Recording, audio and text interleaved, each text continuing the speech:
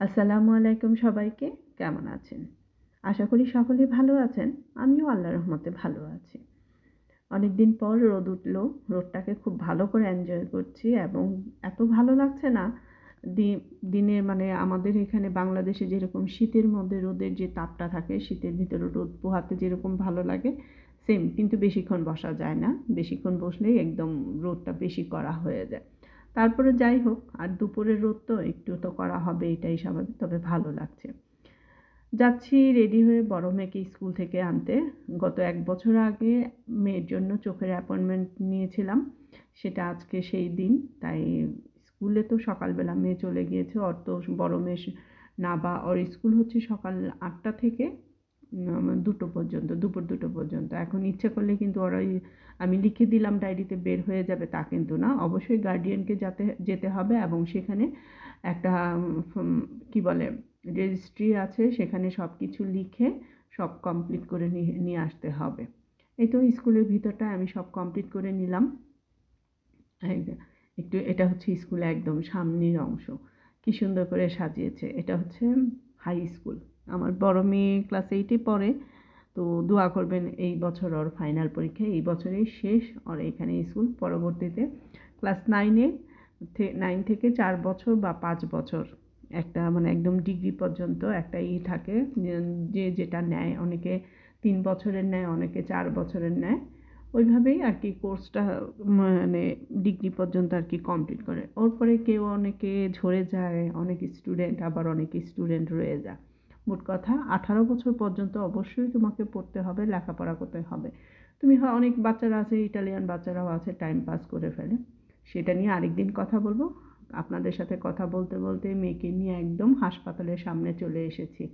এই হাসপাতালটা বা হসপিটালটা দেখলে আমার কাছে তো খুবই ভালো হয়, আমি খুব আবেগী হয়ে যাই। আমার দুটো মেয়ে এই হসপিটালে জন্ম নিয়েছে। মুনসা শহরের একটা নতুন হসপিটাল। সবাই মানে সব বাঙালিরা বা বাঙালিরা বিশেষ করে নতুন হসপিটাল নামেই পরিচিত করে। এটা হচ্ছে সান জিরার্দো আর কি সবাই করে। এই তো এটার নাম, এই হসপিটালের নাম হচ্ছে সান জিরার্দো। অনেক বড়, সব ধরনের ফ্যাসিলিটি আছে। এখন টিকে সব কিছু দিয়ে অ্যাপয়েন্টমেন্ট লেটারটা যেটা দেয় আর কি, ওরা রিসিপ্টটা দেয়, সেটা দিয়ে সব কিছু দিয়ে এখন মেয়ে অপেক্ষা করছি কখন আমাদের ডাক পড়ে। বাংলাদেশ থেকে ডাক্তার দেখিয়ে এনেছিলাম, কারণ ওর কিন্তু চোখের একটু সমস্যা, পাওয়ারের যেহেতু সমস্যা আছে, বাংলাদেশ থেকেই দেখিয়ে এনেছিলাম কিন্তু হয়নি। সেটার পাওয়ারও চেঞ্জ করতে হয়েছে। ডাক্তার বলেছে ওর যে একুরেট যে চোখের পাওয়ারটা সেটা আসেনি। অনেক খোঁজাখুঁজি করে মাপে ঝুপে মোট কথা এখন নতুন করে আবার চশমা বানাতে হবে। এই তো ডাক্তার দেখিয়ে চলে এসেছি। আবার অ্যাপয়েন্টমেন্ট নেওয়ার জন্য রিসিপ্ট দিয়েছে, সেটার জন্য অপেক্ষা করছি, টিকিট নিয়ে অপেক্ষা করছি। আর আমরা মেয়েদেরকে গহনা দেখলেই তো মানে গহনার দোকান দেখলেই কিন্তু টানে। এইখানে হসপিটালের ভিতরে একটা গহনার দোকান আছে, অবশ্য সব ডায়মন্ড এবং গোল্ড, 18 ক্যারেটের গোল্ডও আছে, হোয়াইট গোল্ডও আছে, গোল্ডেন কালার গোল্ডও আছে। তবে সামনে যতগুলি কি গহনা বা হ্যাঁ শো করা সবগুলি ডায়মন্ড এখানে। বাপরে বাপ কি দাম এক একটা! তবে সুন্দর। বিশেষ করে এই যে ছোট ছোট পাথরের যে ডায়মন্ডের কালারফুল এইগুলি, এই যে 50% আবার ছাড় দিয়েছে। ছাড় দিয়েও কিন্তু 50% ছাড় দিয়েও লাখ 2-1 3-1 এরকম। আর ইটালিয়ানদের জন্য এটা তো কোনো ব্যাপার নেই। আমাদের কাছে হয়তো সেটা লাখ হয়ে যায়, এখানে হাজার। আর এখানে গিফট অনেকে বাচ্চাদেরকে দেখতে আসে, তখন দেখা যায় গিফট হিসেবে ওরা এখান থেকে চট করে কিনে নিতে পারে। এই হসপিটালের ভিতরে আগে এত দোকানপাট ছিল না, আস্তে আস্তে আসলে এটার কাজ এখনও শেষ হয়নি, আস্তে আস্তে হচ্ছে। অপেক্ষা করছি তো অপেক্ষা করছি আর ঘুরে ঘুরে দেখছি। একটা লাইব্রেরি আছে, দুইটা কাপড় চোপড়ের দোকান আছে, ইমার্জেন্সি আর কি। একটা ফার্মেসি আছে যেটা 24 আওয়ার্স খোলা থাকে। এই হচ্ছে আমার টিকেটের নাম্বার। আর চলছে হলো গিয়ে কত দেখেন, আপনাদের সঙ্গে শেয়ার করি। আমার এখানে মোট কথা আমার প্রায় আমার আগে 39 জন ছিল। তবে ঘণ্টাখানেক অপেক্ষা করে আমি পেয়ে গিয়েছিলাম। এই ব্যাগের দোকানটা নতুন দেখলাম, মোটামুটি ভালোই আছে চট করেই করার জন্য। তবে এই সাদা ব্যাগটা আর ওইখানে আরেকটা কালো ব্যাগ আছে, এই দুইটা ব্যাগ আমার খুবই পছন্দ হয়েছে। দাম ছিল মনে হয় 40 করে। €40 করে। একটা চকলেটের দোকানও আছে, একটা ফুলের দোকানও তো ছিল আগে ভুলে গেছি। এই যে অপেক্ষা করছি, আমি যেমন অপেক্ষা করছি আরও মানুষ অপেক্ষা করছে।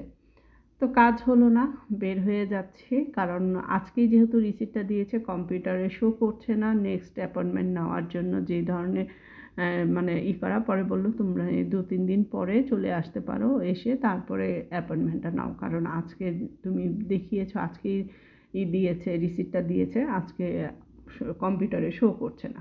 মোট কথা আমি ভেবেছিলাম কাজটা শেষ করে আসবো, তা না, আবার আমাকে আরেক দিন যেতে হবে।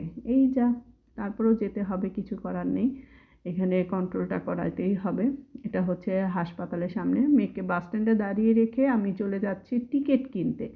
বাট এখন কি অবস্থা হয়েছে জানি না, সব কিছুই এখন এত ডিজিটাল করে ফেলছে, টিকিট পাইনি এখন।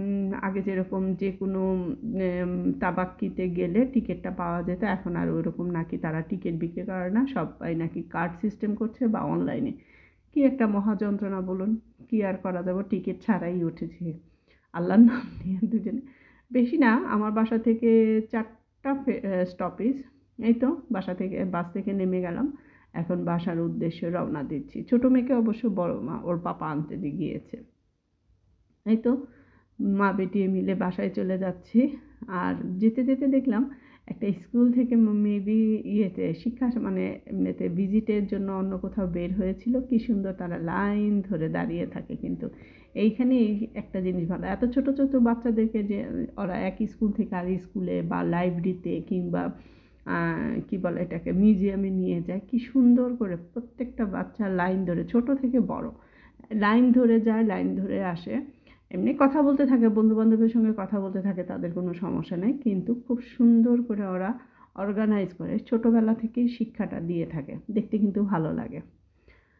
তো ওই দিনটা গেলে, এটা হচ্ছে শুক্রবার দিন সকালবেলা বড় মেয়েকে নিয়ে যাচ্ছে স্টেশনে, ওর হচ্ছে স্কুলের জিতা বা শিক্ষা সফর। আমরা থাকি মনসা শহরে, যাচ্ছে ল্যাককোতে, ওইখানে ওদেরকে মিউজিয়াম দেখাবে, গির্জা দেখাবে, ওদের সম্পর্কে ভালো মানে মোট কথা বাচ্চাদেরকে একটা শিক্ষা সফর হিসেবে দিয়ে দেয়। মা মেয়ে যাচ্ছি জানি না, একটু একটু ঘুরে, আগের দিন রাতের বেলা অবশ্য বৃষ্টি পড়েছিল, ভয়ে ভয়ে ছিলাম যে বৃষ্টি হলে কি হয়, আকাশটাও বেশ মেঘলাই ছিল। ওই বললো, বড় মেয়ে বললো যে মাম্মা চিন্তার কিছু নেই, আমি দেখেছি ওয়েদার, বৃষ্টি হবে না। আমি তবুও ছাতা দিয়েছি, তারপরে সে ব্যাগ থেকে বের করে, অবশ্য ছাতাটা দিলে না ব্যাগটা ভার হয়ে যায়, কি আর করা যাবে। এটা মুনসা স্টেশনে, একদম নীরব সকালবেলা, ভালোই।